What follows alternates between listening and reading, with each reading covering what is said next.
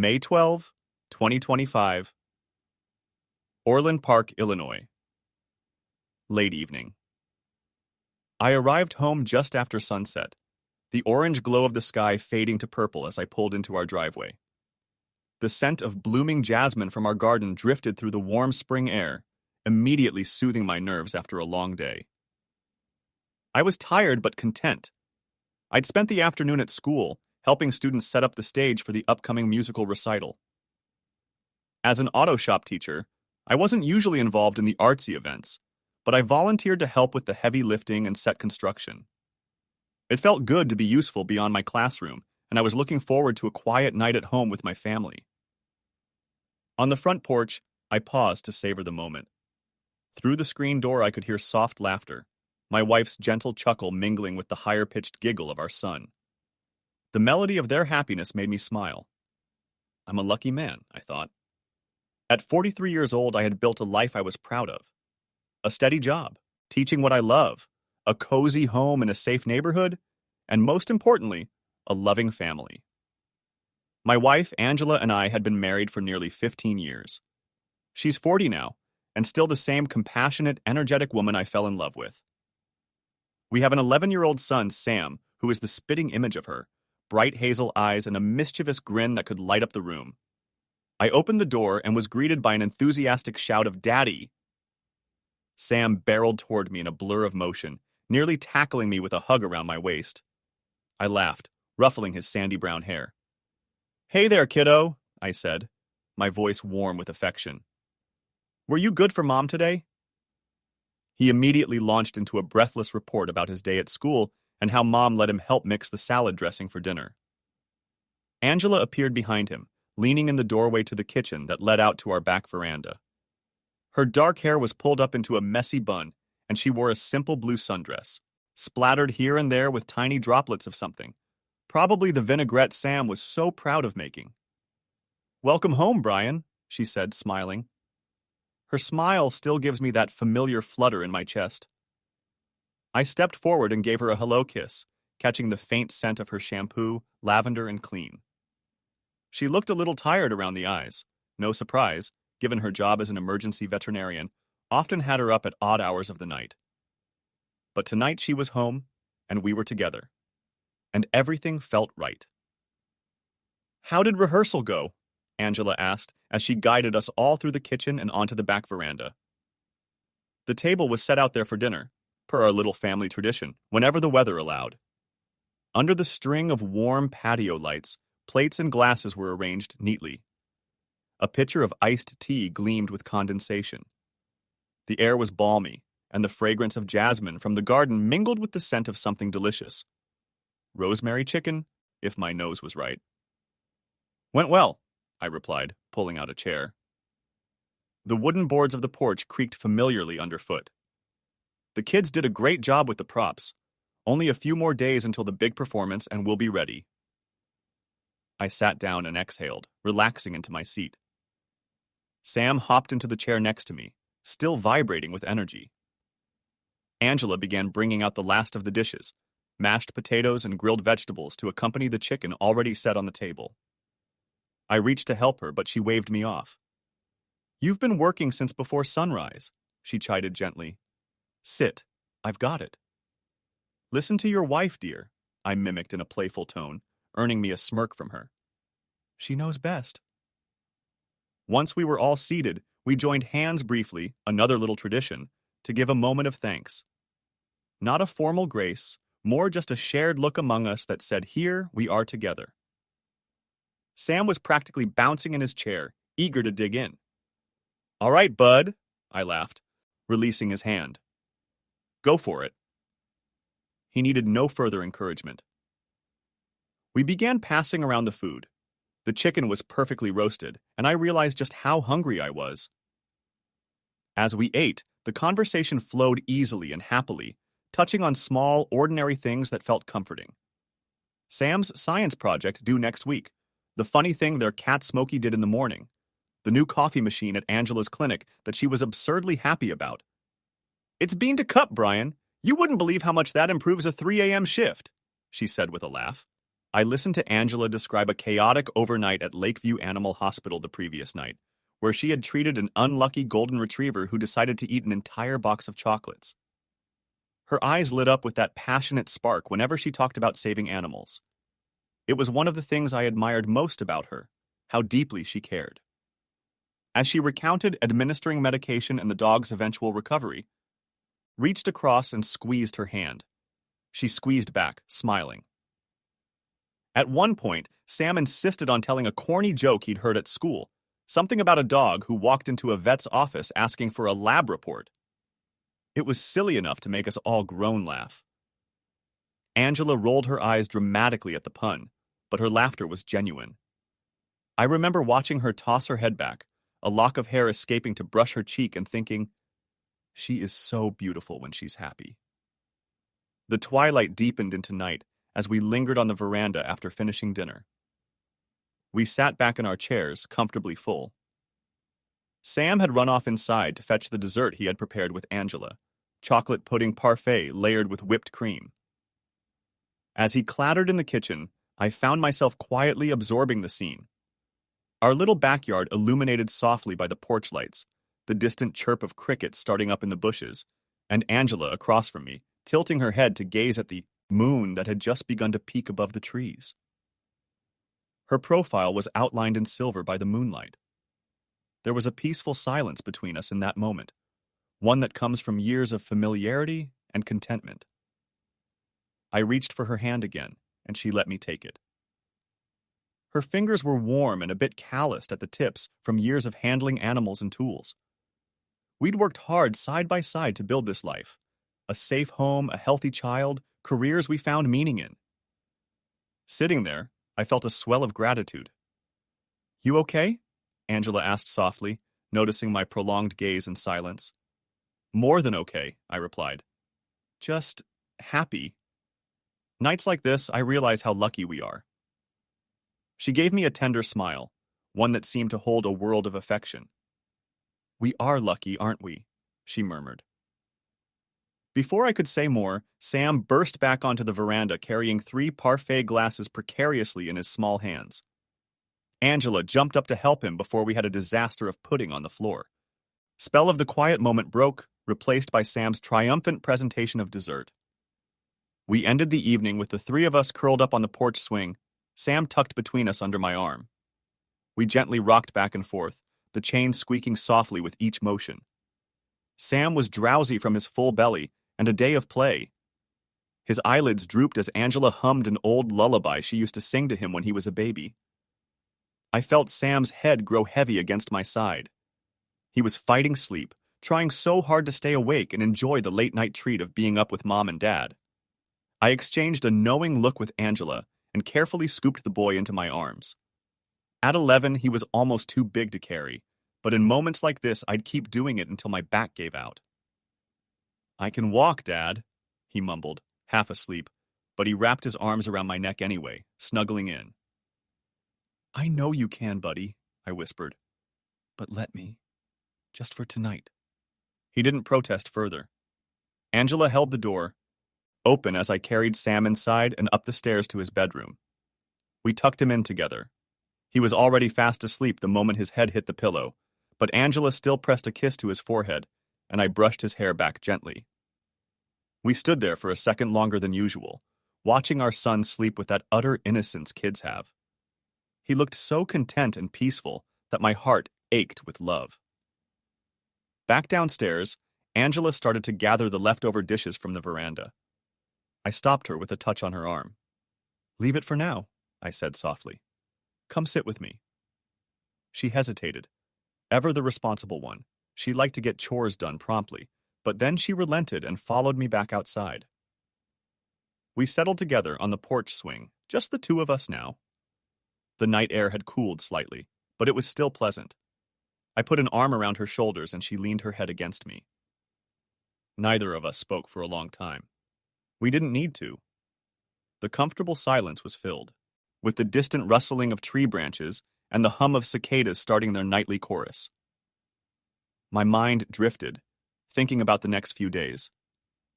I told Angela about how the school's musical performance was scheduled for Thursday night, and how I'd have to stay late tomorrow for one more rehearsal.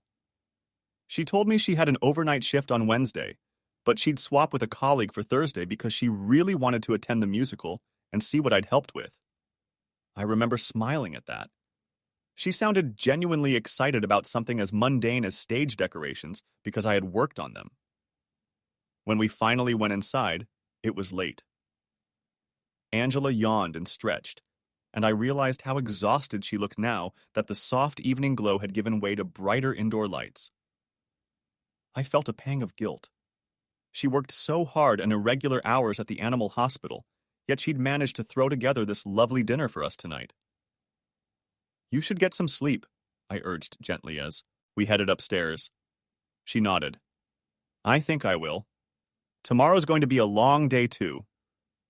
She paused at our bedroom door, giving me a playful, narrow-eyed look. Don't stay up too late reading, all right? I have a habit of unwinding with a book before bed, sometimes into the wee hours. I chuckled. Yes, ma'am. I'll be right behind you. Angela kissed my cheek and went into the bedroom to turn in. I lingered a few minutes to double-check the locks and turn off the lights. As I moved through the quiet house, I felt a deep sense of peace. The day had been long, but it ended perfectly. In the living room, a family photo on the mantel caught my eye, the three of us last summer at the lake, all sunburnt grins and arms around each other. It struck me in that instant how solid and unshakable our life felt. Challenges came and went, work stress, bills, Sam's occasional school trouble. But we faced them together. Whatever tomorrow held, I believed we'd handle it like we always did, as a team. I turned off the last light and made my way to bed, completely unaware that this warm May evening was the calm before a storm that would shatter everything I held dear. Chapter 2. First cracks May 19th, 2025, 1 week later. It's amazing how quickly life can start to change without you even realizing it. Only a week had passed since that idyllic evening on the veranda, but in that short span, small fissures had begun to form in the picture-perfect world I thought we lived in. It started innocently enough. Angela began picking up extra shifts at the animal hospital. She had always been dedicated, often pulling long nights to care for sick pets, but now she was volunteering almost every other night. They're short-staffed at the emergency clinic, she explained one morning, as we hurriedly traded places, her coming home at dawn bleary-eyed, me about to head out to work. I can't just leave them in the lurch, not when lives are on the line. Every dog and cat we save matters. Her voice had that earnest conviction I loved, and I admired her commitment. At first, I didn't question it. How could I? She was doing noble work. When she dragged herself through the door at 7 a.m. after an overnight, I greeted her with a warm mug of coffee and a kiss on the forehead, telling her how proud I was. On those days, I'd take on getting Sam ready for school, letting her collapse into bed for a few precious hours of sleep. It was a bit stressful managing the morning routine alone more often, but we adapted. In my mind, this was temporary, just a busy spell at the clinic. But as the days went by, something felt off. I couldn't put my finger on it at first. It was just a feeling, a subtle tension in the air. Angela, usually so attentive and affectionate, seemed distant when she was home.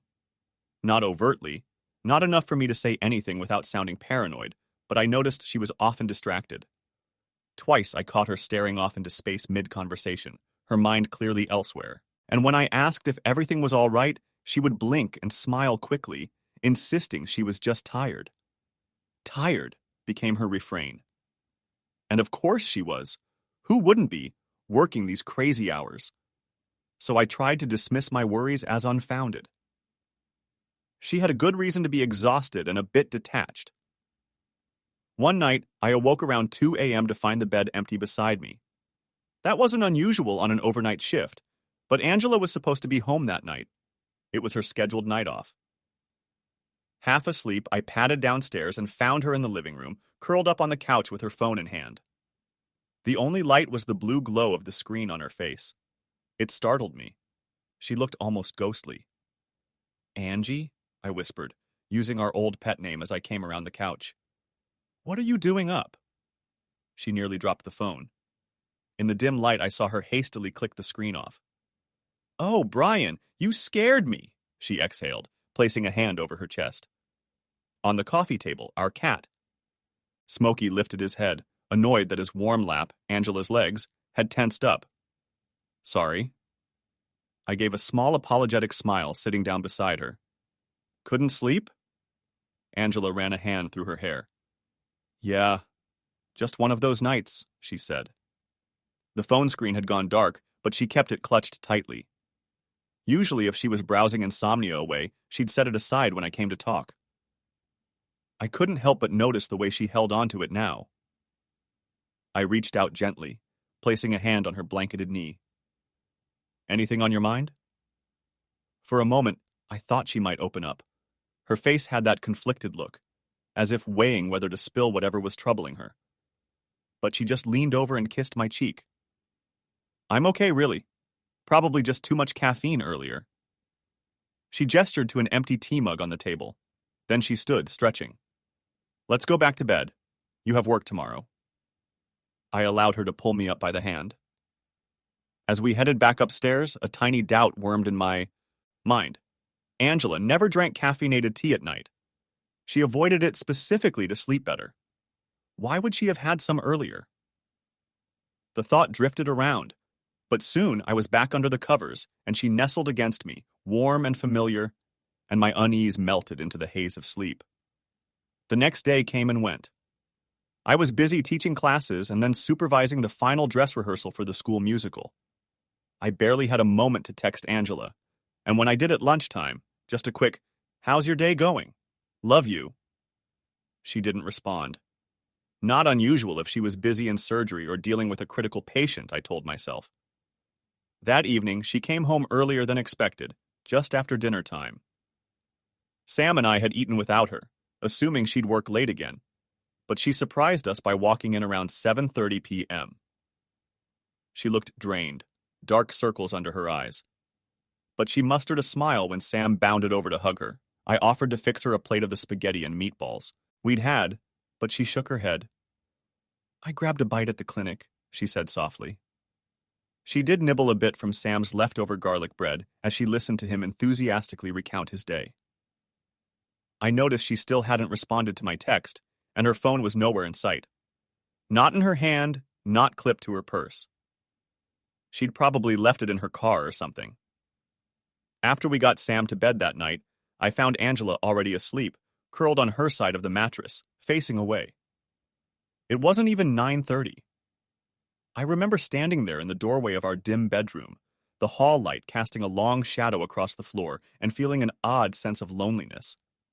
She hadn't said much more than a few sentences to me since coming home. No, how was your day? Or, tell me about the rehearsal. Just silence, aside from engaging with Sam. It hit me that we hadn't really talked, in days.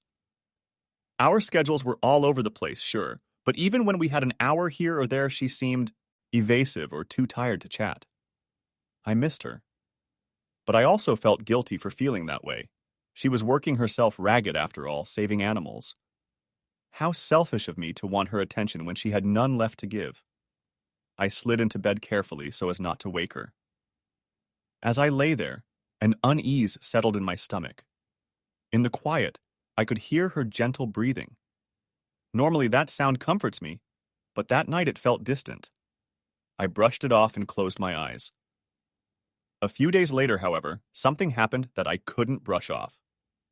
It was Friday morning, May 17th. Angela had just come home from an overnight shift, and Sam had already left for school on the bus. I was in our bedroom, picking up laundry to throw into the hamper. Angela was in the shower, trying to rinse off a tough night.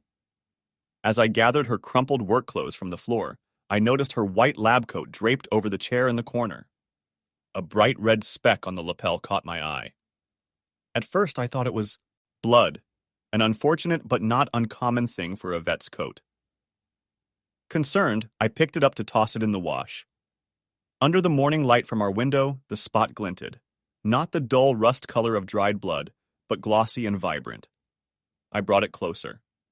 It was a tiny drop of something shiny, definitely not blood. Nail polish? I frowned, rubbing the pad of my thumb over it. A bit flaked off onto my skin. It was nail polish, I realized, red and a little sparkly. Not a huge splash, just a drop, as if someone with wet polish had accidentally brushed against the fabric.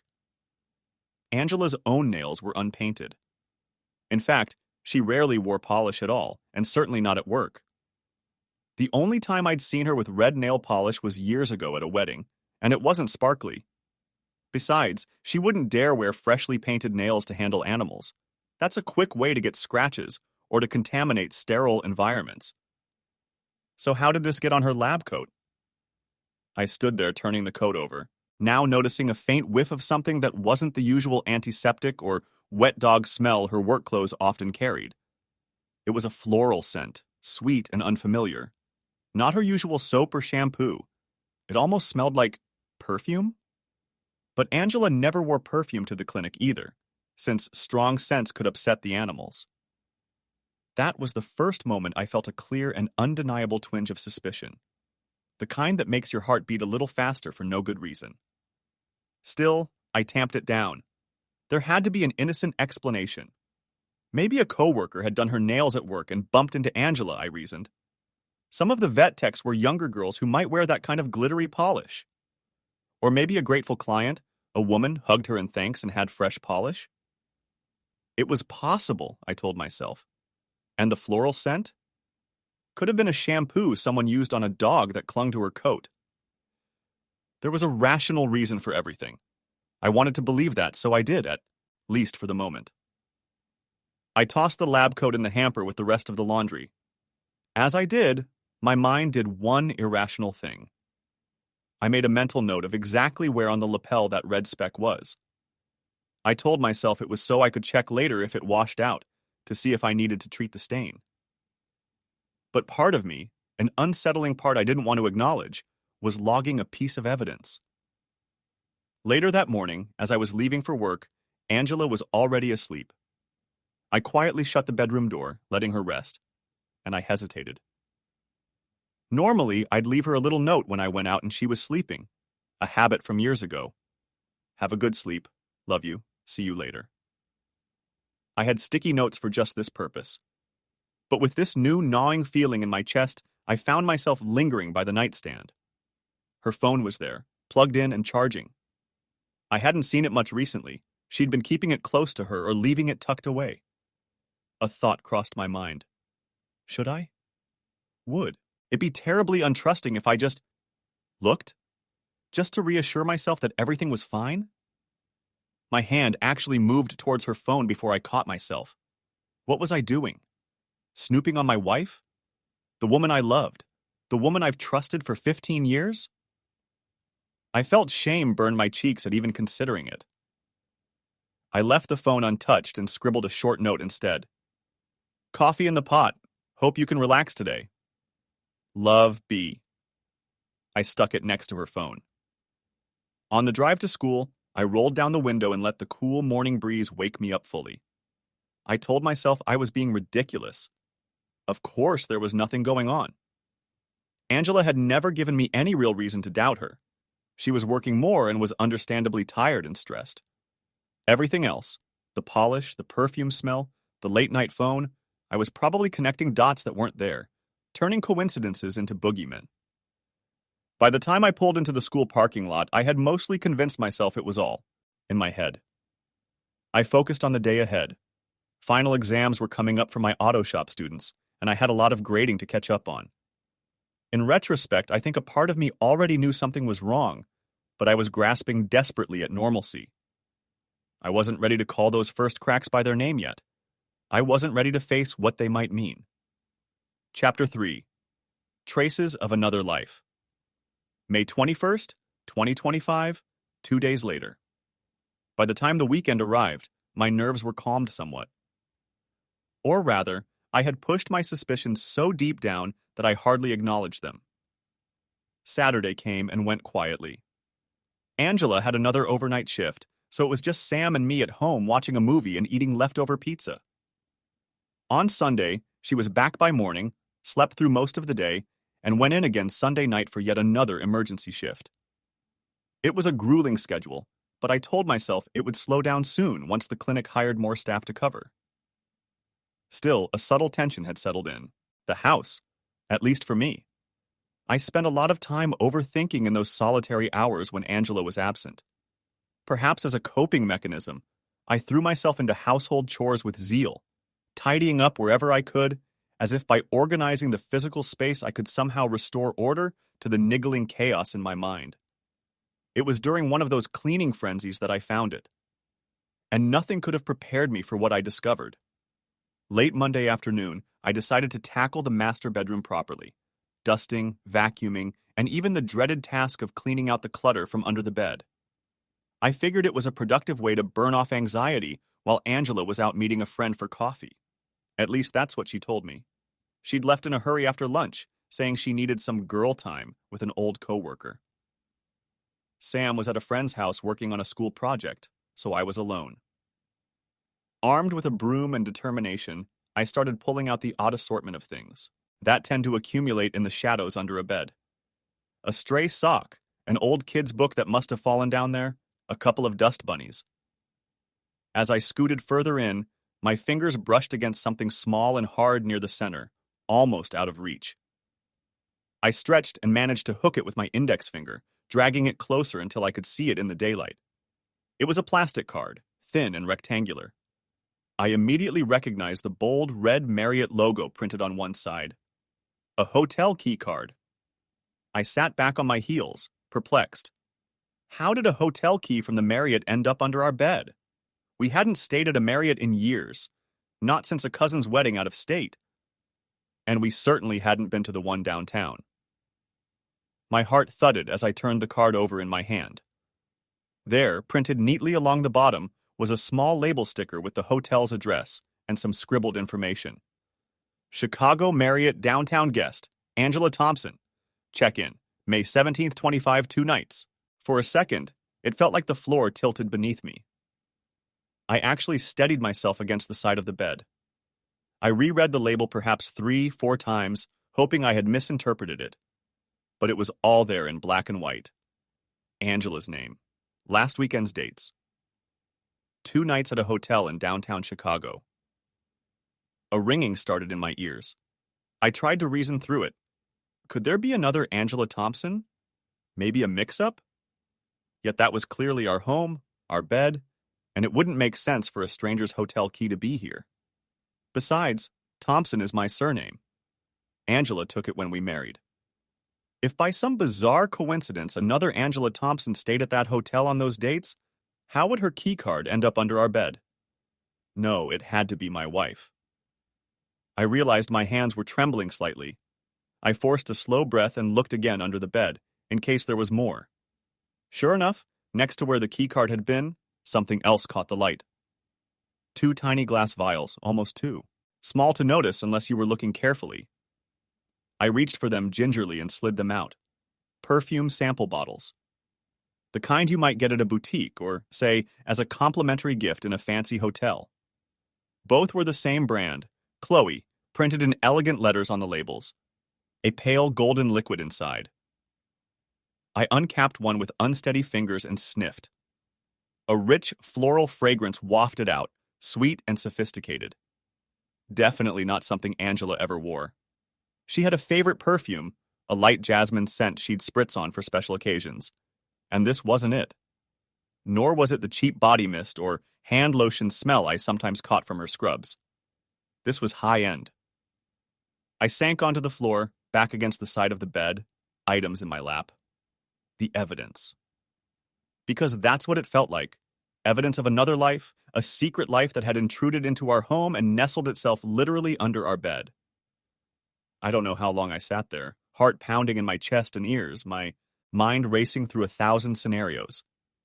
There was no good explanation for this. None. If Angela had gone on a work trip or conference, she would have told me. She wouldn't hide a hotel stay. And if she had simply been too exhausted and got a hotel room downtown to avoid driving home after a shift, which made little sense, but I grasped at anything, why would she not mention it later? Why hide the key card? Why were there perfume samples? And then my mind pieced it together with chilling clarity. Friday, May 17th.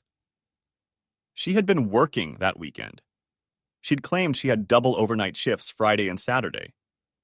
But on Saturday night, our neighbor Mrs. Lewis had briefly mentioned seeing our porch light on later than usual. I hadn't thought anything of it then. Now the pieces fell into place with almost audible clicks. She hadn't been at the clinic those nights at all, had she? She was at a downtown hotel. For 2 nights. With someone. The thought of it made me physically ill.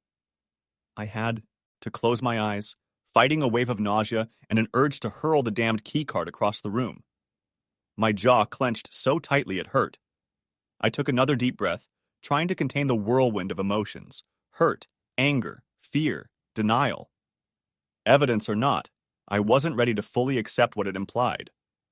I needed to be absolutely sure before I confronted her, because once I did, there'd be no going back. My first instinct was to call the Marriott and somehow confirm if Angela had checked in, but that information wouldn't be given out to random callers, and it was likely correct anyway given the printed label.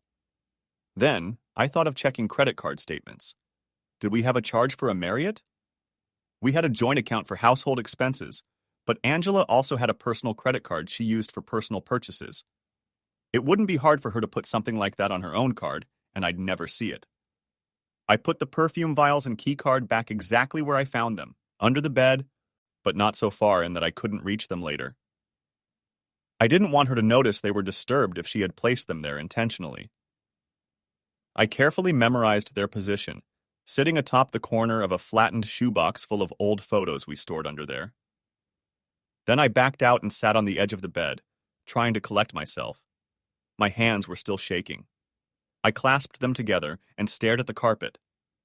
Questions hammered in my brain. Who was she with? How long has this been going on? Why? I thought of that red nail polish drop on her coat again. A mental picture formed of some woman with perfectly manicured red nails handing Angela those perfume samples, or perhaps embracing her. But no, likely not a woman at all. The perfume, the hotel, these pointed to something else. A romantic rendezvous. A man maybe giving her a gift of perfume, or she picked them up because he liked the scent. The possibilities were endless and each more painful than the last. I felt anger, flare up, hot and foreign, because I so rarely ever felt truly angry at Angela. We'd had arguments, sure, but never anything like this. This was betrayal of the highest order, if true. I shut my eyes and found them wet. Without noticing, tears had begun to slip down my cheeks. I brushed them away roughly, frustrated at myself for breaking down when I still didn't have the full story. I heard the front door open. Angela was home from her coffee outing. Panic spiked in me. I hastily stood and composed my face, shoving all those roiling emotions behind a mask of normalcy. I kicked an errant dust bunny under the bed to make it look like I'd been cleaning normally, grabbed the broom, and hurriedly exited the bedroom, pulling the door shut behind me. In the hallway, I took one more deep breath and stepped out into the living room. Angela was just hanging her purse on the hook by the door. She looked surprised to see me with a broom.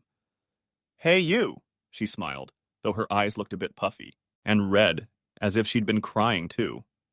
Or maybe laughing a lot. "Cleaning spree?" I forced a chuckle. "Yeah, figured I'd tidy up a bit. How was coffee with Dana?" I threw out the name of her old coworker she claimed to meet. Angela's smile flickered. "Oh, it was good. We just caught up on some gossip. You know how she is." She waved a hand dismissively. "How was your afternoon?"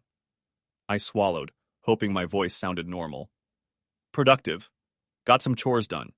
Sam called. He's staying for dinner at his friend's place, if that's all right. They're working hard on that project." "Oh, sure, that's fine," she replied.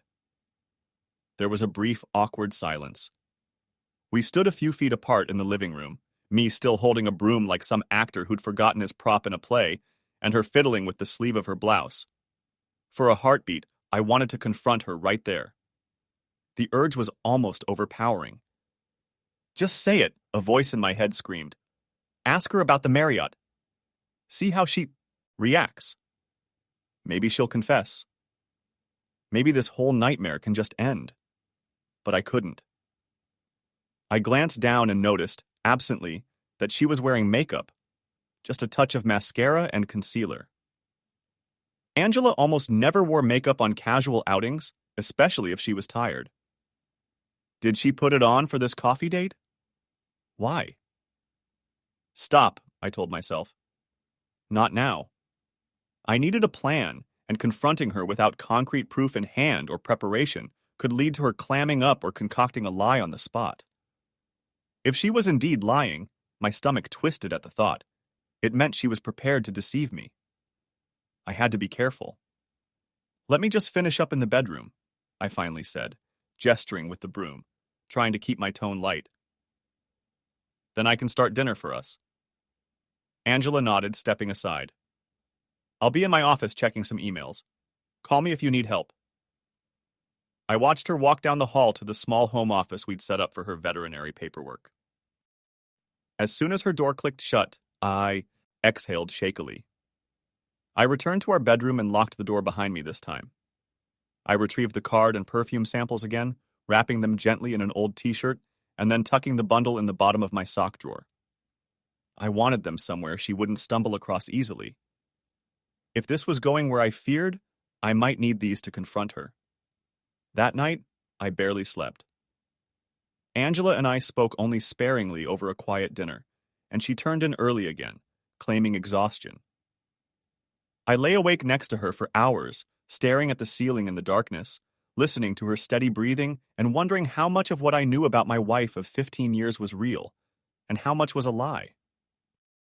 The traces of another life were there, hiding in the shadows of our home. I had found them. Now I had to decide what to do with them. Chapter 4. Neighbors' Whispers. May 23rd, 2025, later that week. By midweek, the weight of what I knew, or at least suspected with near certainty, was crushing me. I moved through those days in a fog of anguish and anger, trying to act normal around Angela and Sam, but inside, I was anything but normal. I was a jumble of raw nerves and roiling thoughts. Angela's schedule fortunately, or unfortunately, kept her mostly out of the house. She continued to claim extra shifts and off-site errands. I continued to pretend everything was fine. In reality, every time I saw her or heard her voice, a mix of love and bitterness churned inside me. One moment I'd ache for this all to be a misunderstanding so I could hold her and feel at peace again. The next, I'd feel a flash of anger picturing her with whoever had been in that hotel room. It was a constant battle to maintain a calm facade. It was on Thursday afternoon that I had an unexpected encounter which solidified everything, removing the last fragment of doubt. I had taken the day off from school after the musical performance on Wednesday night, which ironically Angela had missed, claiming she was too exhausted from work, another stab of disappointment. Sam was at school, and Angela was scheduled to be at the clinic until evening. I decided some yard work might distract me from my troubled thoughts. The front lawn desperately needed mowing, and the hedges along the sidewalk were overgrown. Physical activity usually helped clear my head. I was out by the mailbox, pruning back a particularly unruly rosebush, when I heard the familiar voice of our next-door neighbor, Mrs. Eleanor Lewis. "Brian, good afternoon," she called. I looked up to see her strolling toward me with her little white Pomeranian Daisy, trotting at her heels. I mustered a friendly smile. Mrs. Lewis is in her late 60s, a sweet lady who loves to gossip in the benign, neighborly way of someone who has lived on the block for decades. She's also one of Angela's favorite clients. Angela often helped take care of Daisy whenever Mrs. Lewis traveled, and had even performed emergency surgery to save Daisy from choking on a toy last year. As a result, Mrs. Lewis practically worshipped my wife. "Afternoon, Mrs. Lewis. How are you and Daisy doing?" I asked, wiping some sweat from my brow with a gloved hand. "Oh, we're just fine," she said brightly. Daisy yipped as if in agreement. "Getting a bit of sun before the rain they say is coming this weekend." We chatted idly for a minute about the weather and her garden. I tried to appear as normal as possible, but inwardly I felt anxious that she might notice something off about me. I wasn't sure why I was so on edge, until she brought up Angela. "Give my best to Angela," she said, bending to pluck a small weed from around the mailbox post. "I haven't seen her properly in a while. Busy as a bee, that one. Though I did catch a glimpse of her the other day." "Oh, when was it?" She tapped a finger to her chin, thinking. My heart rate quickened. I had a sudden intuition about what was coming, as if I could sense fate dealing another card. "I think it was last Saturday evening," Mrs. Lewis continued, straightening up. "Yes, that's right. I was taking out the trash after dinner, and I saw Angela by this mailbox." She patted our mailbox affectionately as she spoke. I was going to wave hello, but she seemed preoccupied, and then this young man joined her. My grip tightened on the pruning shears in my hand. I hoped my face didn't betray the thunderclap going off in my chest. "A young man?" I echoed as evenly as I could manage. Mrs. Lewis nodded, oblivious to my inner turmoil. "Yes, tall, maybe in his 30s. Dark hair, I think. I didn't recognize him from the neighborhood. Anyway, they were talking and laughing about something, and then, well, I found it a bit odd. They both got into a black car right out front. A black SUV, if I recall correctly. I assumed maybe our car was in the shop and a friend from her work came to pick her up. It was rather late, maybe 8 p.m. or so. I felt a cold sweat on my back despite the warm day. Saturday 8 p.m., exactly when Angela had left claiming an emergency at the clinic. And she does drive a little blue sedan, not a black SUV. My mouth had gone dry. Did you see them drive off?" I asked quietly, trying to keep my voice neutral. Mrs. Lewis nodded again, frowning slightly, as if only now wondering if she'd witnessed something inappropriate. "Yes, they left together. I remember thinking it was nice she had someone escorting her, because it was getting dark. But then I realized later it couldn't have been a work emergency if someone was leisurely picking her up. Perhaps a work friend? I'm sure it was perfectly innocent." She gave a little dismissive wave, as if to reassure me before any doubt could form. I must have forced some kind of smile, because she seemed content that I wasn't alarmed. Inside, I felt like I'd been punched in the gut. Seeing that I wasn't offering more on the topic, she pivoted to another bit of chatter, something about a new mail carrier on the route. I nodded, along mechanically, my mind elsewhere entirely. After a few more pleasantries, Mrs. Lewis continued her walk down the street, Daisy bouncing ahead of her. I stood there, rooted to the spot, my hand trembling around the handle of the pruning shears.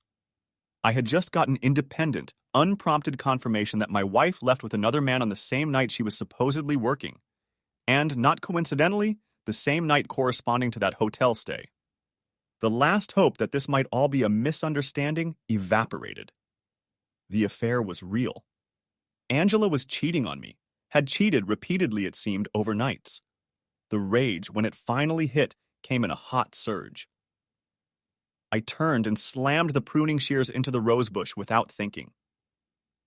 Thorns scraped my forearm, drawing blood, but I didn't feel the pain. I had to bite down on the inside of my cheek to keep from yelling out in broad daylight in our peaceful neighborhood. I breathed heavily, standing there in my yard, hands shaking. At least I was alone now, no one to see the grief and fury contorting my face. Daisy's excited yaps faded as Mrs. Lewis moved further away, and I was left in stunned silence. After a minute or two, I forced myself to move. I gathered my tools with stiff, robotic motions and went into the garage.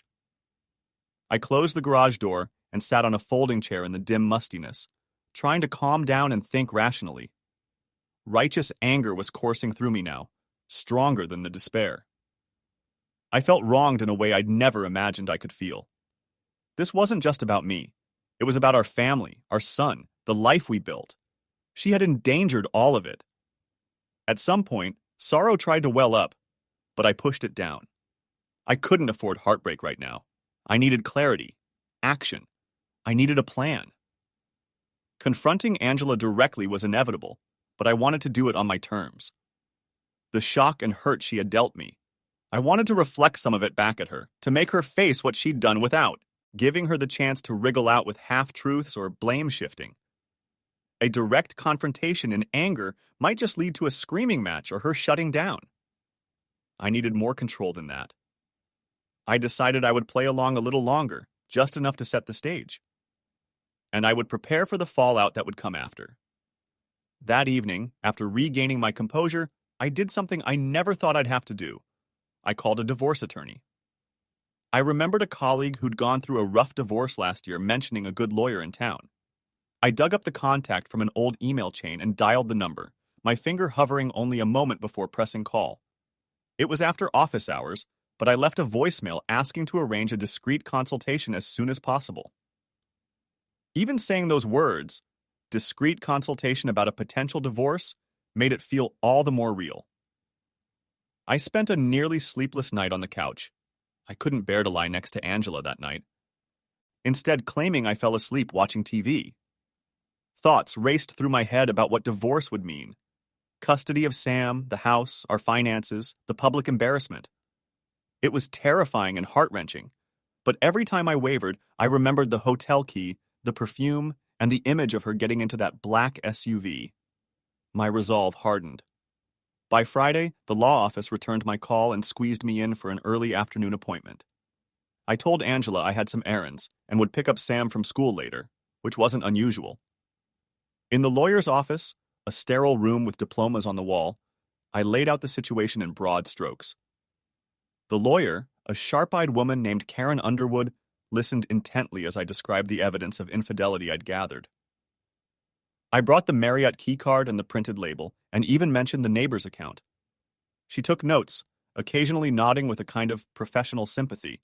When I expressed concern about my son, Karen reassured me that courts typically favor stable custody arrangements and that if I wanted primary custody, Angela's infidelity, while not directly a legal fault ground in Illinois' no-fault divorce system, could still indirectly influence negotiations, especially if marital assets were spent on the affair, or if it affected our son's well-being. We discussed strategy. Karen advised that if I was sure about divorce, it might be useful to have the papers ready, and even a proposed settlement outlined to present to Angela when I confronted her, catching her off guard and demonstrating I meant business. Part of me balked at how cold and calculated that sounded. This was the woman I loved, the mother of my child. But then I reminded myself that she had not afforded me any kindness when she lied and crept around. I told Karen I wanted the house and primary custody of Sam.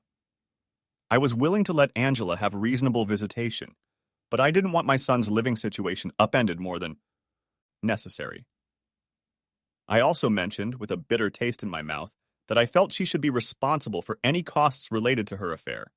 I specifically cited the hotel and some recent credit card charges for a family vacation we'd planned that suddenly felt tainted. Karen raised an eyebrow at that, but said we could certainly write up a settlement proposal with those terms. Often, guilt can lead the unfaithful party to accept harsher terms to avoid public court battles. I left the lawyer's office with a folder of documents and a heavy heart. The wheels were in motion now. I had not confronted Angela yet, but I had essentially laid the groundwork for ending our marriage. It felt surreal, devastating, yet also empowering in a dark way. I was taking control of the narrative. Now all that remained was to get the truth from her lips, to look her in the eye and have her admit what she'd done. And I had a plan for that too. That evening, I suggested to Angela that we have a special family dinner on Saturday night. We haven't had a nice night out in a while, I said. Let's go to Long Grove Steakhouse, 7 o'clock, just us. My voice was calm, even cheerful. I don't know how I managed it, but I'd steeled myself for this performance. Angela looked a bit surprised by the sudden invitation, but she agreed readily enough. Perhaps she saw it as a sign that I was trying to reconnect, since we had indeed been a bit distant lately. She even gave me a quick kiss on the cheek and said, "It'll be nice to have a night out." I felt a pang in my chest at that, a small voice asking if this was all a big mistake, if maybe there was a way to salvage things without going nuclear. But then I remembered her secret smiles to someone else, and I stayed the course. I arranged for Sam to sleep over at his friend's house that night, under the guise that Mom and Dad were having a grown-up evening out. Sam was happy enough to play with his buddy and didn't question it. As Saturday approached, I was tense but determined.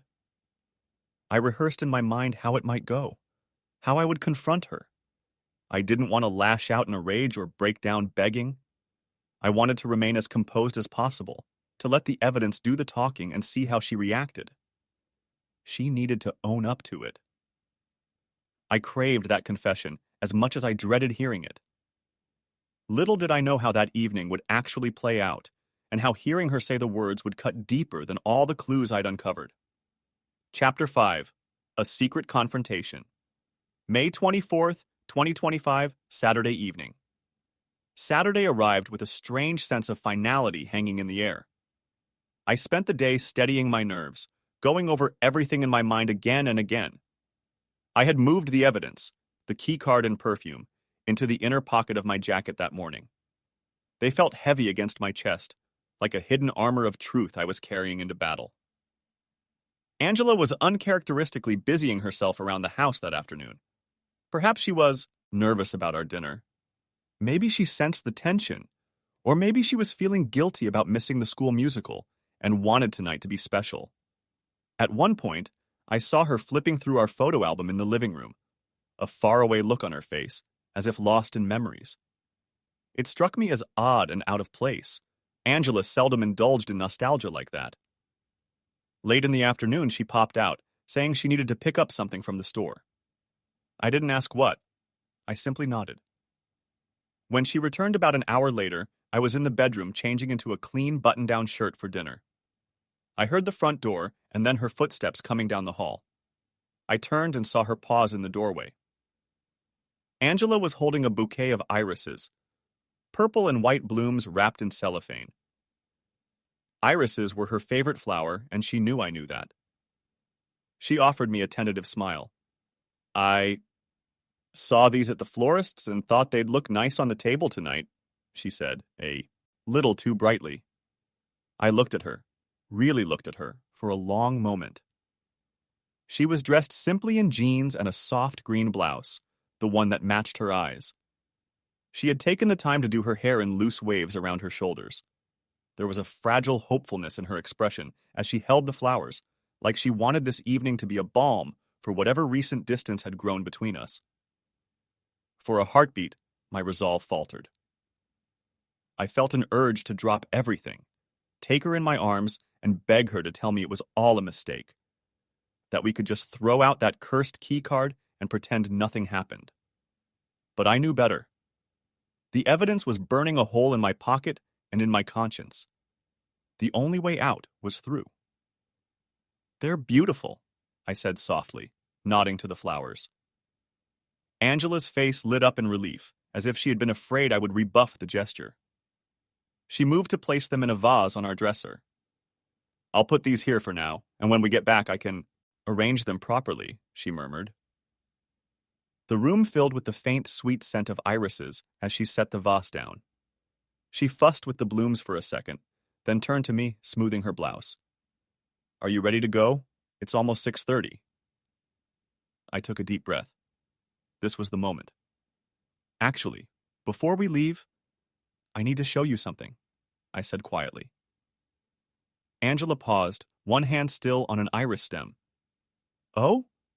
What is it?" Without a word, I reached into my jacket and pulled out the Marriott Hotel keycard and the 2 tiny perfume vials. I held them out in my open palm towards her. Her reaction was instantaneous and telling. First, a slight frown of confusion as her eyes registered the items. Then, as recognition kicked in, her face went pale. The color literally drained from her cheeks. She stepped closer, staring as if not believing what she saw. Where did you get those?" she whispered. I could hear her breath catch. I felt my own heart thudding, but I kept my voice as steady as I could. "From under our bed," I answered. "Earlier this week. They were hidden there." Angela's mouth opened and closed soundlessly. She looked like a child caught in the midst of a wrongdoing, eyes wide with fear. "Brian, I gently closed my fingers around the items and lowered my hand. There was no point in making her explain right this second. I wanted her to stew on it. I'm not asking for an explanation right now, I said, managing an eerily calm tone even as my pulse raced. I just want you to know that I know something, and I want to understand what's going on. Her eyes shimmered, as if tears were gathering. She reached out a hand, perhaps on instinct, but then withdrew it before touching me. Please, let me. Not here. Not now, I interrupted gently but firmly. We have a reservation. We'll talk after. For a moment, I feared she might break down right then and there, but Angela surprised me. She straightened up, visibly swallowing whatever panic or anguish was, welling inside her.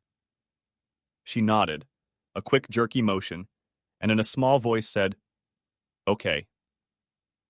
The drive to Long Grove Steakhouse was painfully quiet. Normally, on our rare date nights without Sam, we'd chat about everything and nothing. The songs on the radio, plans for the weekend, silly memories from early in our marriage. This time, the silence was thick and suffocating. I kept my eyes on the road, both hands on the wheel to keep them from shaking.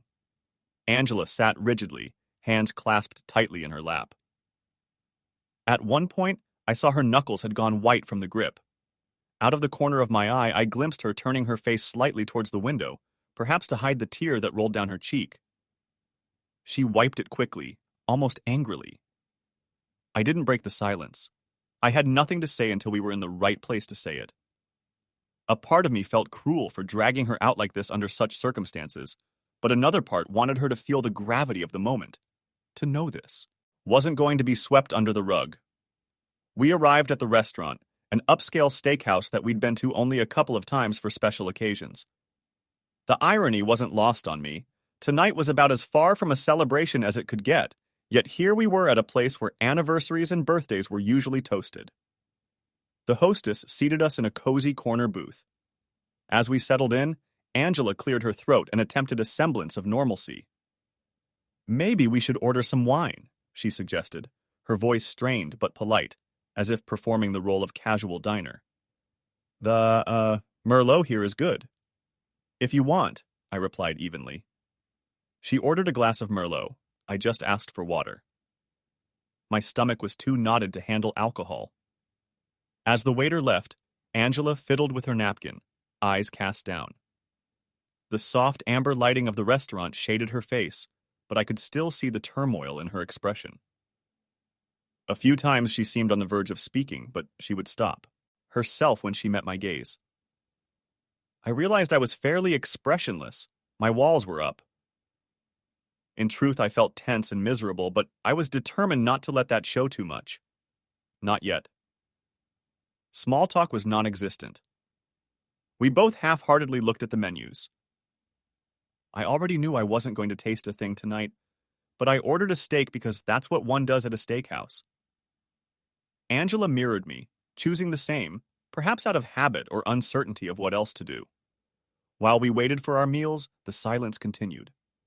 It felt like we were the only quiet table in a room full of cheerful chatter. Around us, other couples and families were talking, laughing, clinking glasses. The normalcy of it all was jarring. Our world was imploding, and no one around us knew. I studied Angela subtly. She was wearing her emotions on her face now. She wasn't crying, but her eyes were glassy, her lips pressed together in a hard line like she was physically holding herself back from speaking. Her foot tapped nervously beneath the table. I could feel the faint vibration.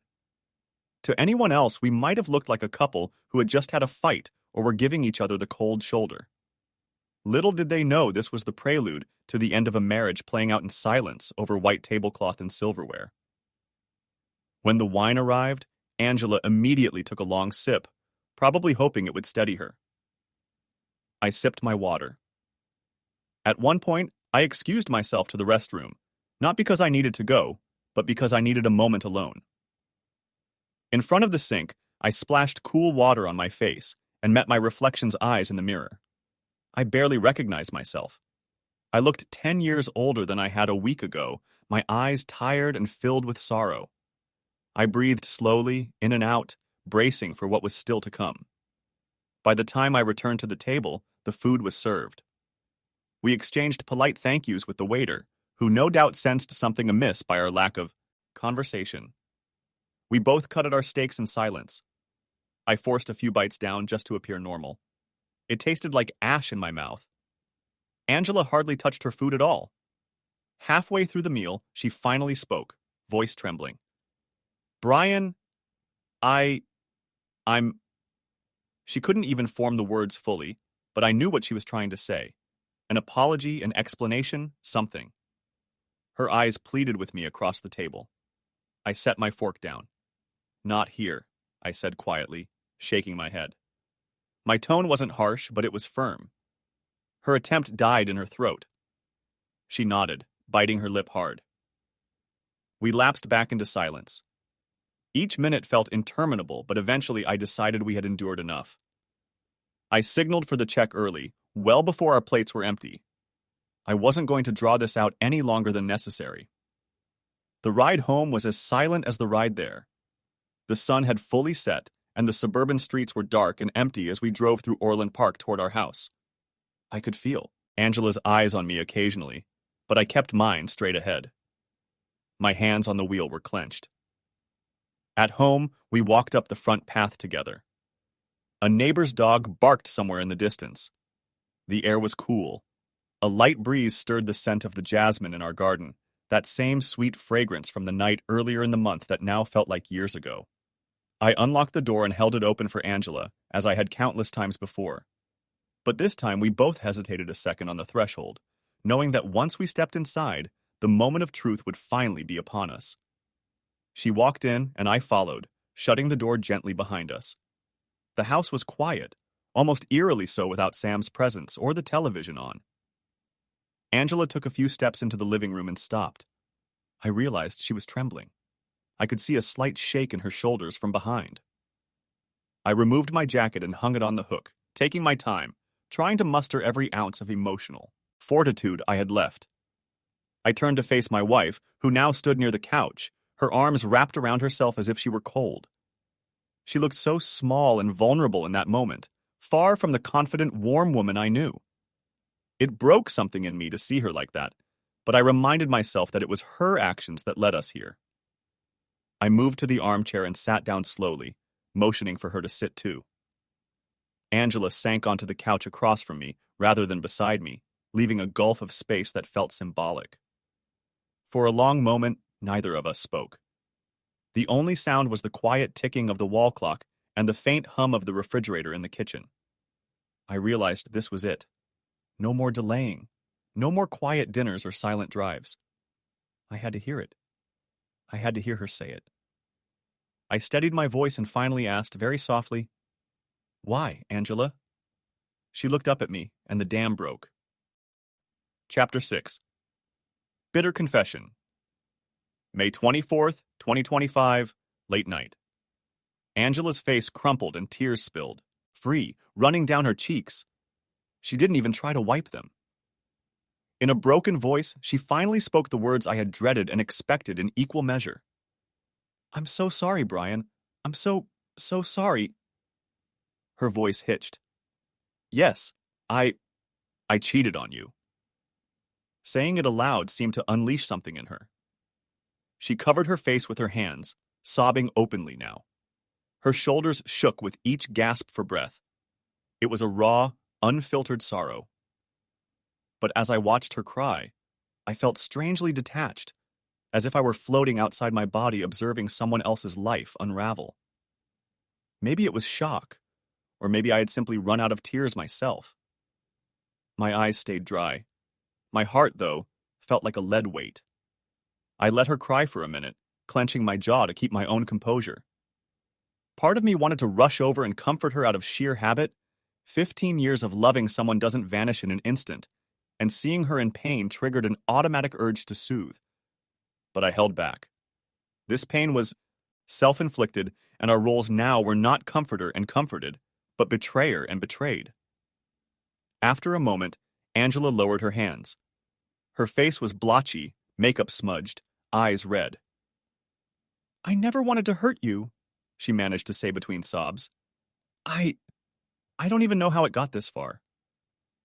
"Who is he?" I asked quietly, trying to keep my voice steady. I had a right to at least that much truth. She took a shaky breath. His name is Daniel. Daniel Graham.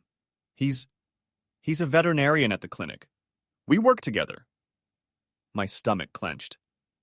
Of course it was someone from work. Someone who had easy access to those long nights with her. 35, Mrs. Lewis had said. A younger man. I felt a bitter pang of insecurity and anger at that detail. How long? I asked. Angela winced at the question. She looked down at her hands twisting in her lap. About 3 months, she whispered. 3 months. In 3 months, everything had changed. I thought back. That would put the start in late winter, or early spring. All those nights she started working extra shifts. All those times she came home tired, distant. It lined up too perfectly. Was it just those 2 nights at the hotel? My voice came out strangled as I forced the question. I wasn't sure I wanted the answer, but I had to know the scope of the betrayal. She shook her head, fresh tears slipping from her eyes. No. The hotel was going to be the last time. We thought a weekend away to say goodbye. She trailed off at my sharp intake of breath and hurried on. We were together a few times before that, mostly at his place, or at the clinic, when things were slow. I closed my eyes, a wave of nausea rolling over me as unwanted images assaulted my mind. Angela in someone else's arms, in the very clinic she claimed to be saving lives in. I held up a hand, not sure I could stomach more details. Why? I croaked out. Why did you do it? What did I do wrong? At this, Angela looked up, alarmed. No, you didn't do anything wrong, she said quickly. This wasn't your fault, Brian. It was mine. I was weak and stupid, and She choked back a sob. I felt so disconnected. Work was so stressful, and I was exhausted all the time. I started to feel like you didn't understand what I was going through. Her words tumbled out in a desperate rush. I know that's not an excuse, but I'd come home after seeing horrible things at the clinic. Pets dying, owners crying, and you'd be asleep, or busy grading papers, or talking about something normal like the broken lawnmower. And I felt alone in it. I should have talked to you, but instead I found someone who was there in those moments. She wiped her nose with the back of her hand, trembling. Daniel works the emergency shifts, too. He was there at 3 a.m. when I was crying over a puppy we lost on the table, or when I was bone-tired from doing surgery after surgery. He understood that side of me, that stress, without me having to explain it. We started having coffee on breaks, talking. He listened. He made me laugh, even on awful nights. I listened in silence, my hands gripping the arms of the chair so hard my knuckles were white. Each word felt like both an explanation and a knife twist. Angela continued haltingly. One night in March, I had a breakdown at work. A young dog died in my arms from a car accident trauma. I just lost it. After my shift, I couldn't face coming home and making small talk or sleeping next to you knowing I just held a dying pet. I know I should have let you in, but I didn't. I stayed late, sitting in the break room, and Daniel was there. He comforted me. I ended up crying on his shoulder, and then he kissed me. She bowed her head, shame in every line of her body. I didn't stop him. I didn't want to. That's how it started. A cold, bitter quiet settled between us. I realized I was shaking, adrenaline coursing through me as I fought not to explode. I wanted to yell, to call her selfish, to throw her justifications back in her face. You should have told me, I screamed internally. I was your husband. I would have understood. I would have tried. But on some level, hearing her broken explanation, I also heard the parts unspoken. She had felt alone, and I had missed the signs. I'd been so busy with my own routine, work, Sam, the musical set, that maybe I hadn't noticed her drowning in stress. That guilt cut me, but I pushed it aside. Even if I had failed to see her pain, Her response was not something I could ever condone or forgive easily. After a long pause, I finally asked, "Did you love him?" The question was barely audible, but Angela heard it. She looked up, horrified. "No. No, Brian, I didn't love him, I swear. It wasn't about love or replacing you, it was an escape. A stupid, selfish escape. He made me feel understood at work, and I confused that support for something else. But it was never love. Not for me." "Yet you spent nights in a hotel with him," I said, a hard edge creeping into my voice despite my efforts to remain calm. "You risked our family for someone you didn't even love." She flinched as if slapped. "I know," she whispered.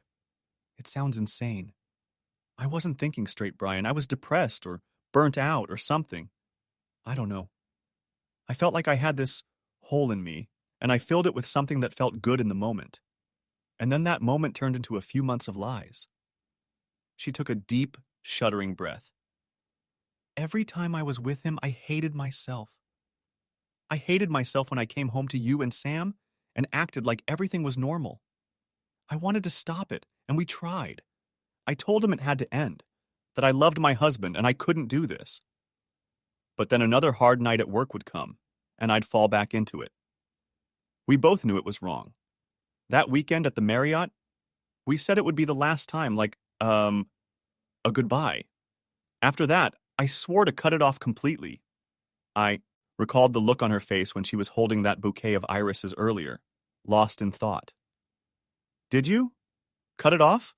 I asked stiffly. "Is it over now?" She nodded quickly. "Yes. After that weekend, I told him it was done for good. And it is. We haven't been together since. I only see him at work when necessary, and it's strictly professional. I was going to tell him that I needed to find another job or transfer because I can't." She broke off, voice cracking. "I can't even look at him without feeling guilt and disgust at myself." I tried to detect any deception in her words, but she sounded genuine. It probably was over. Caught in the glare of her own guilt, she likely ended it. But it was far too late for that to redeem anything. A heavy silence fell again. Angela wiped her face, composing herself somewhat. "Brian," she said, meeting my eyes with desperation. "I know I don't deserve it, but please, if there's any chance I want us to fix this, I will do anything. Counseling, quitting my job, whatever it takes. I love you. I never stopped loving you. You and Sam are my whole world, and I threw it all away for nothing, for a mistake that meant nothing." Her voice broke again, and she knelt down on the floor in front of me, reaching tentatively for my hands. I didn't stop her as she took them in hers. Her fingers were freezing cold and trembling. "I am so sorry," she whispered, looking up at me with tear-filled eyes. "You didn't deserve any of this. I betrayed you, and I betrayed myself. I hate what I've done. But please, please don't let this be the end of us. Please give me a chance to make it right." I looked down at her, this woman I had loved deeply for a decade and a half, and felt a cascade of conflicting emotions: anger, sorrow, pity, and yes, still love. But trust? That was shattered, lying in pieces at our feet. I gently withdrew my hands from hers. She let them go, a new flicker of fear in her expression as she realized I wasn't responding with forgiveness. "How do you suppose we make this right?" I asked quietly, almost to myself. "You think I'll ever forget what you've told me? What I found? Do you think Sam will be okay when he finds out his mom?" I stopped myself, voice catching. I couldn't bring myself to say it to her, but the thought of our son in all this tore at me. How would we explain a split? Could we shield him from the ugly truth? Should we? "I don't want him to ever know," Angela said hurriedly, reading my thoughts. "We can work through this without hurting him, I promise. We can pretend it never happened and—" "Pretend it never happened," I echoed bitterly, standing up abruptly. Angela, still on her knees, rocked back slightly, looking up at me with alarm. I wasn't yelling, but the cold anger in my voice cut through the air. "How do you expect me to do that, Angela?" I'm glad it meant nothing to you because it has meant everything to me. It's blown up my entire reality. She rose to her feet, reaching for me again, but I stepped back. Brian, I know. I know it's my fault. I'm not asking you to just forget. I'm asking for a chance. A chance to earn back your trust, even if it takes years. I'll wait. I'll do the work. She was pleading frantically. Please don't just end us. I can't bear it. My eyes stung. At some point, tears had finally started to form, though they didn't fall. I turned away from her, scrubbing a hand over my face.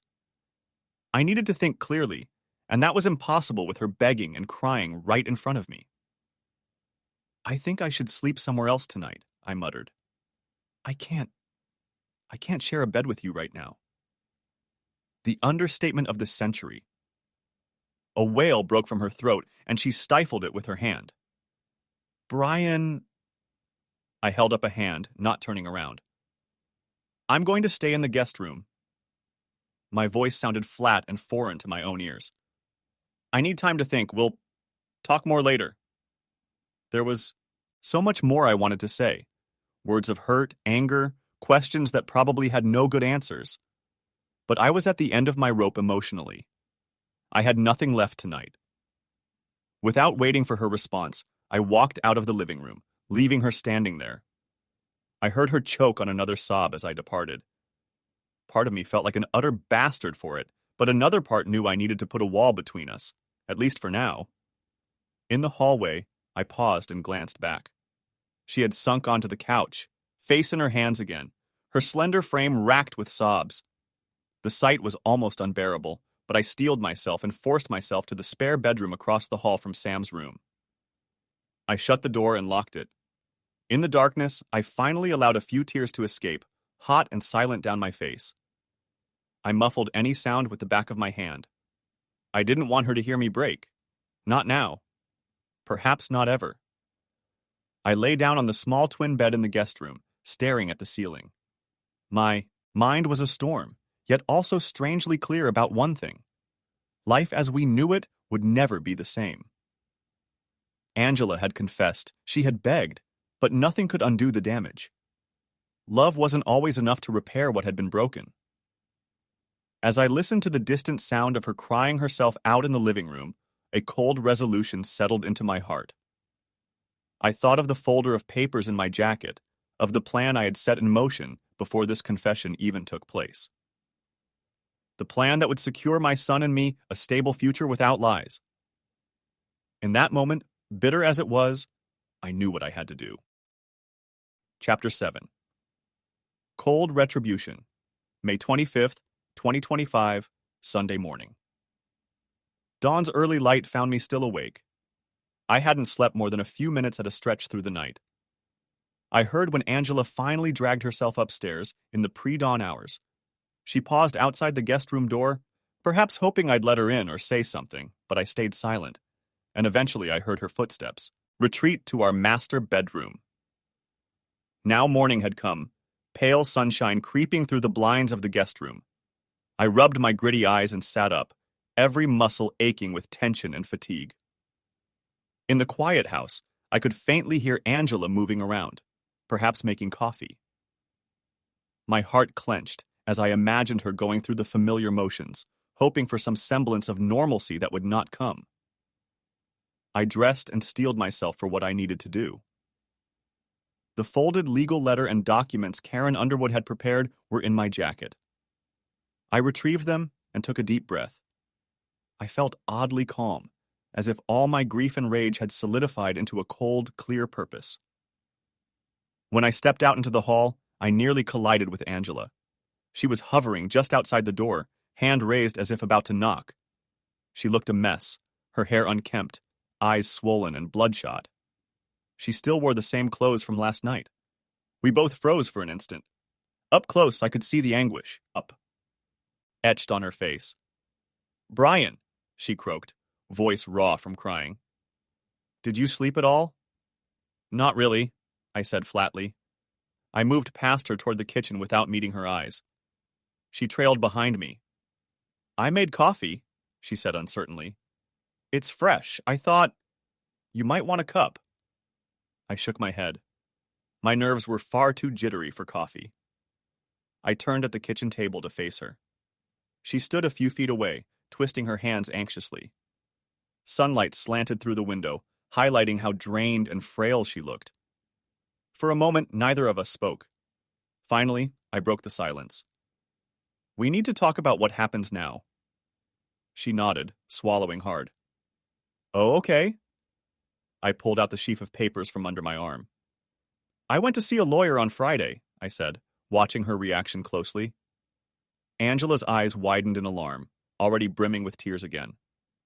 A lawyer? Yes. My voice was calm, emotionless. Given everything, I've filed for divorce. The word landed like a blow. Angela sucked in a breath as if physically struck.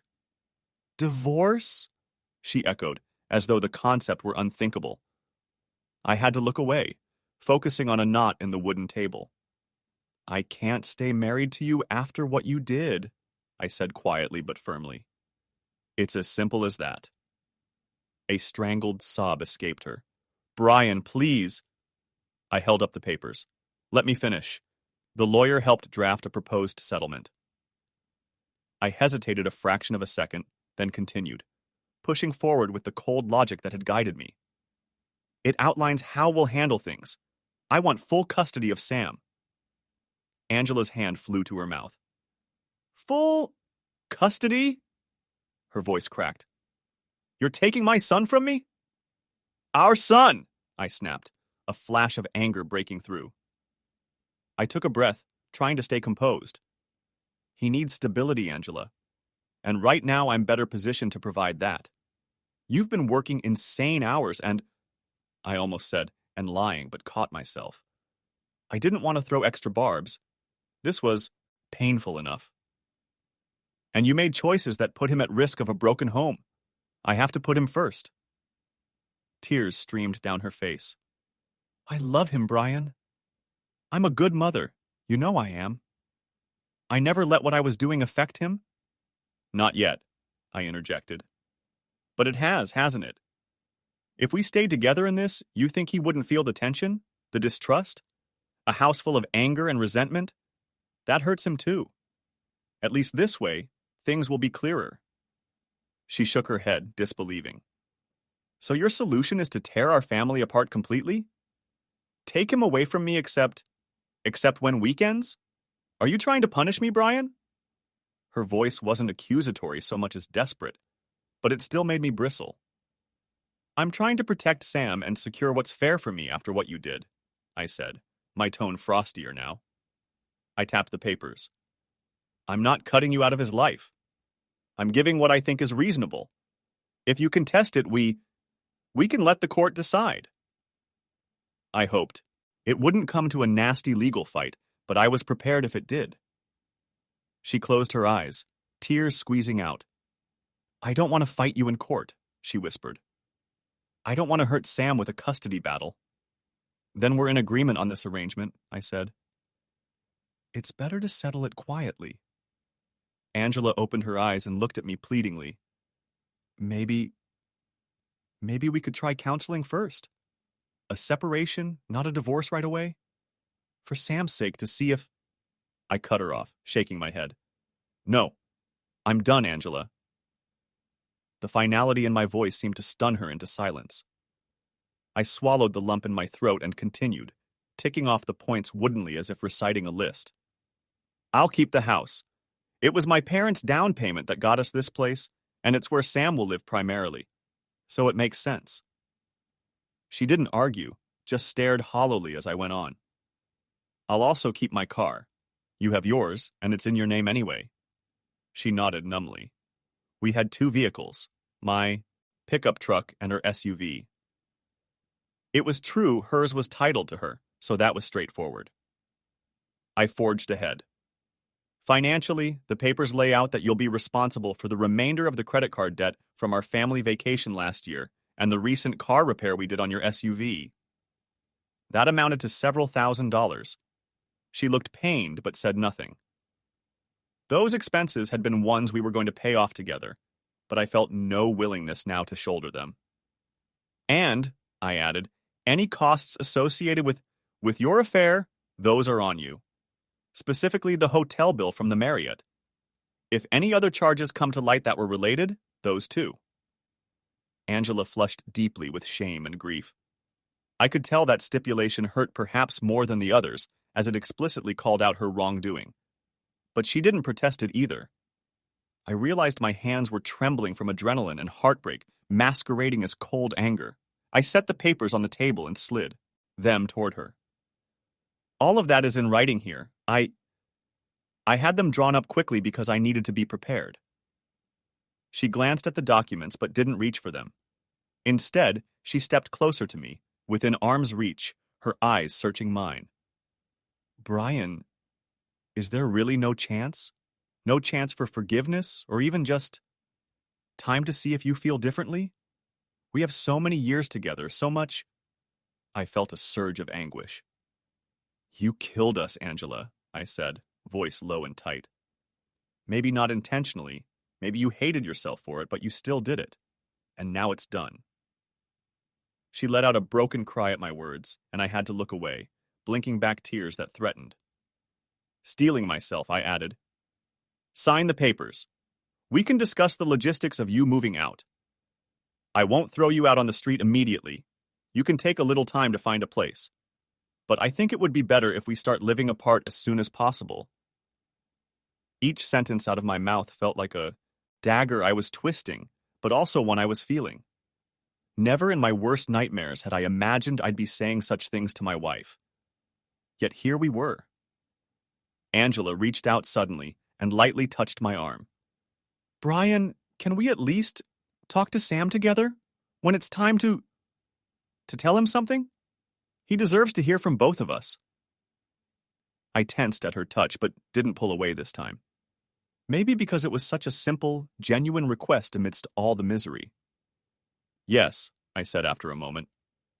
We'll tell him together that we're separating. He doesn't need the ugly details. We'll say we decided it's best, and that we both love him. He should never think otherwise. She nodded gratefully through tears. Thank you. I gently extricated my arm from her hand. He'll be back from his friend's house soon, I noted. Sam had spent the night and was due home later that morning. I don't want him to see this. I gestured vaguely at the documents and our tear-stained faces. Angela pressed a hand to her mouth, clearly trying to stifle her sobs and pull herself together for Sam's arrival. Of course, I'll wash up. I'll try to look normal for him. I gathered the papers and placed them back in the folder. Read these. We don't have to hash out every detail now, but I intend to file them officially this week. I paused, then added quietly, if you have any changes you want to discuss, you can let me or the lawyer know, but I truly hope we can avoid a fight. Neither of us wants to hurt Sam more. She took the folder from me with trembling hands and set it on the counter, as if the weight of it was too much to hold. I won't fight, she whispered. I owe you that much. Whatever you want, Brian. I'll sign. That admission, that surrender, nearly undid me. Because in her defeated posture, I saw the woman I'd loved brought low, and a part of me still ached to comfort her despite everything. But I hardened my heart. There was no room for that now. I nodded curtly. I'm going to take a shower and get changed. I needed a moment alone and hot water to maybe disguise the tears that would finally fall freely. As I turned to leave the kitchen, Angela spoke in a soft, broken voice behind me. I am so sorry. For all of it. I paused in the doorway but didn't look back. My throat tightened. I know, I said, and then I left. I had delivered my cold retribution, legal and calculated. In doing so, I had watched the last remnants of our marriage crumble in her eyes. It was strangely quiet in my head now, as if a storm had passed and left only wreckage and silence. Under the scalding stream of the shower, I finally wept where no one could see or hear, mourning the family we had been, even as I resolved to protect the family I had left. Me and my son, moving forward into an uncertain new world without her. Chapter 8. Public payback June 2nd, 2025, 1 week later. 1 week passed in a blur. In that time, Angela moved out of the house, taking a temporary, sublet apartment across town. Telling Sam that we were separating was one of the hardest conversations I've ever had. We sat him down that Sunday evening, both of us trying to hold it together. We kept it as simple as possible. Mom and Dad were going to live apart because we weren't getting along. We emphasized that we both loved him more than anything and that would never change. Sam cried, and seeing his tears nearly broke me anew. Angela hugged him and sobbed openly, apologizing to him even though we hadn't explained any specifics. I kept my composure for Sam's sake, reassuring him that he'd still see Mom regularly and that none of this was his fault. He's a smart kid. I suspect he sensed more beneath the surface, but he didn't ask many questions, just clung to us. In that moment, I almost faltered, questioning everything. But the damage to our marriage was irreparable. All I could do was try to minimize the damage to our child. After Angela moved out, life took on a strange new normal. I threw myself into finishing out the school year and caring for Sam. In our neighborhood, word spread quickly that something was amiss at the Thompson household. A few close neighbors knew enough, Mrs. Lewis among them, to guess the truth. I found that I didn't care who knew anymore. Oddly, that cold, calm purpose remained. I wasn't ashamed. I hadn't done anything wrong. If anything, I felt a grim sort of resolve to hold my head high, to not hide what happened. The opportunity to make a statement, albeit a subtle one, came sooner than expected. The first Monday of June was the scheduled date for our Auto Shop Club's end-of-year ceremony. It's a casual affair normally, just me handing out certificates to the graduating seniors who participated in the mechanical club, with a handful of parents and students in attendance.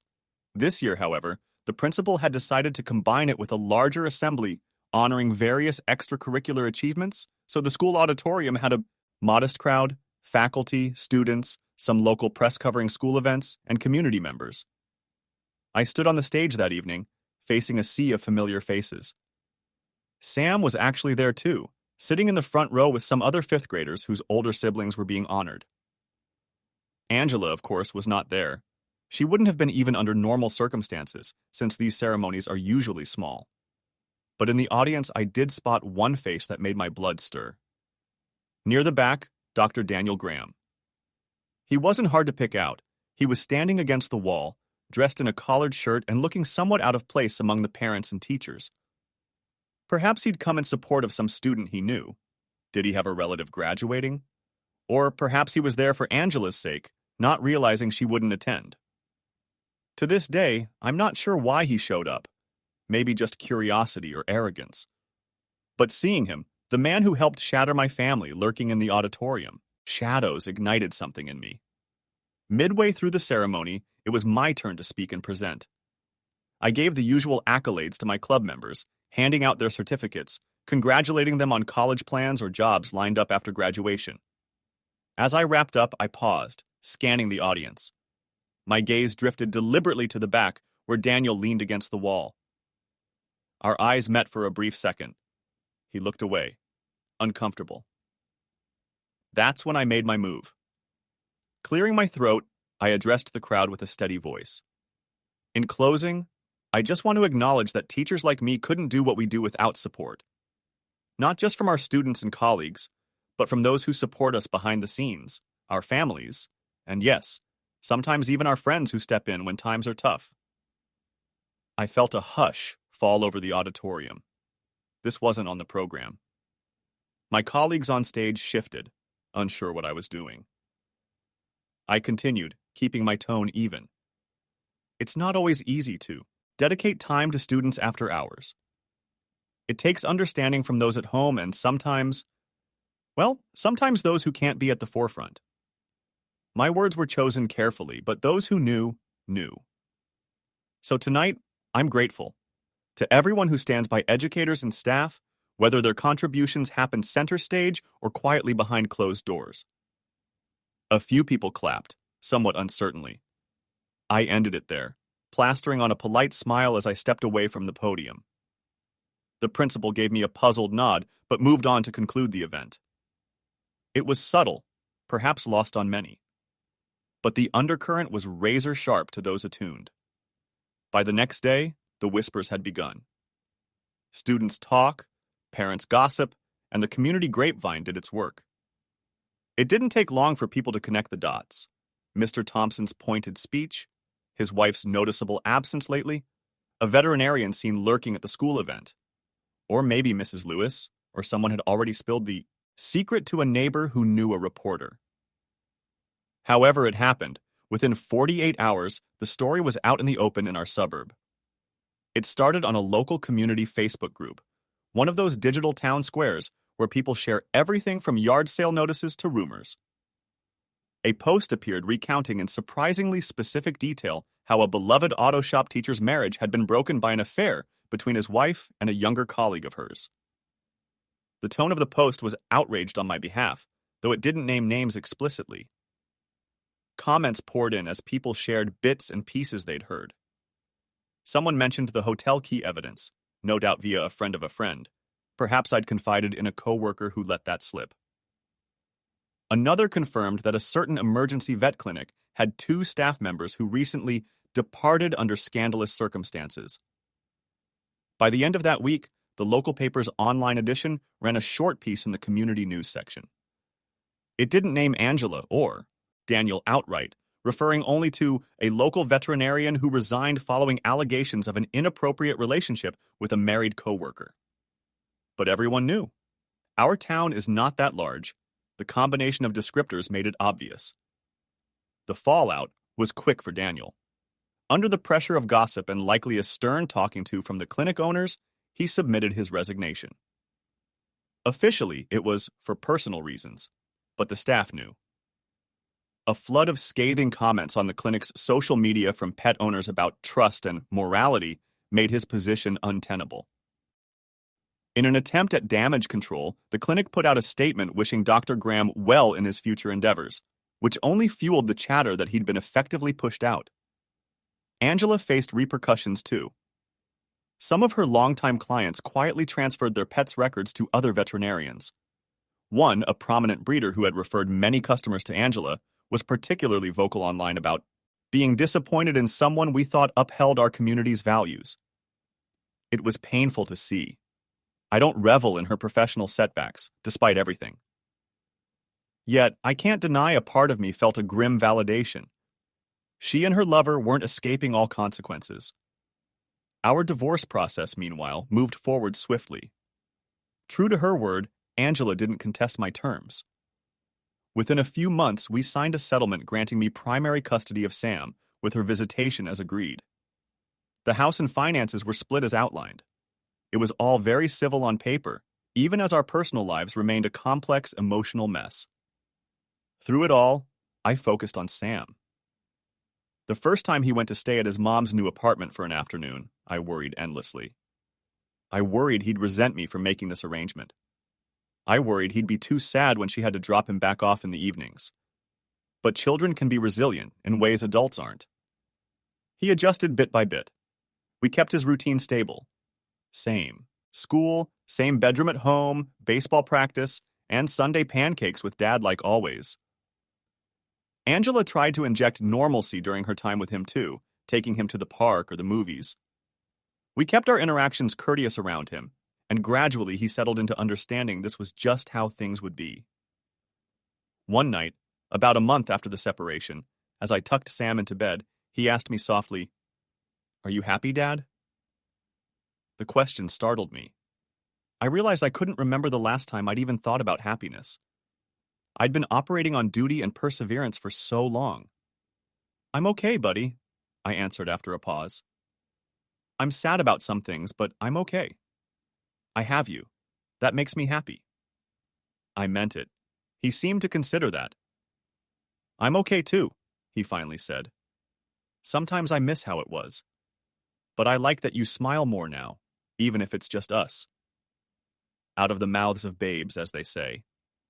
He had noticed the strain lifting from the house, even if it was replaced by a different sadness.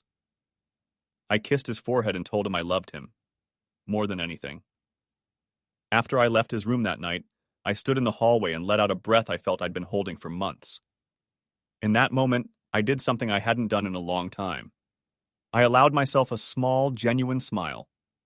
Not a smile of triumph, but of relief and pride in having come through the storm. I thought about everything that had happened. The betrayal, the confrontation, the divorce, the public scandal that forced two people to face the consequences of their actions. It was a saga I never wanted, a wound that would leave a scar forever. But standing there, I felt a sense of hard-won peace. I had faced lies and responded with truth. I had been dealt injustice and answered with justice. Perhaps a bit cold-blooded in its delivery, yes, but fair. I protected my son. I maintained my integrity. They say truth is strong, that in the end it prevails over deceit. I'd like to think that's true. In my case, the truth certainly swept away the illusions I once held dear. It tore my old life apart. But it also cleared the path for a new one, built on honesty and order, however lonely it might feel at times. In the months that followed, I continued teaching, continued being a father, and gradually continued living. The smell of jasmine still blooms in my garden every spring. The memory of that warm May evening with Angela and Sam will always be bittersweet, an echo from a life that was almost perfect until it wasn't. I end this chapter of my life with lessons learned in the hardest way. Trust, once broken, may never be mended. Actions carry consequences that can ripple through many lives. And truth, no matter how painful, is ultimately the foundation upon which one must rebuild when lies have toppled everything. My story isn't a fairy tale. It's simply a slice of real life. Messy, heartbreaking, but also hopeful in the sense that life does go on. As I write these lines in my journal, I hear Sam's laughter down the hall as he chats with a friend on a video game. That sound reminds me that there is still joy to be found, still purpose in each day. I lost a marriage, but I found clarity. I exposed betrayal, and in doing so, reclaimed my dignity. I showed my son, by deed, not just word, that truth and order matter, that they are stronger than deceit and chaos. In the quiet of my home now, I feel a cautious optimism. The worst is behind us. We have survived. And as I close the book on this painful chapter, I dare to believe that the next one might just be a little brighter.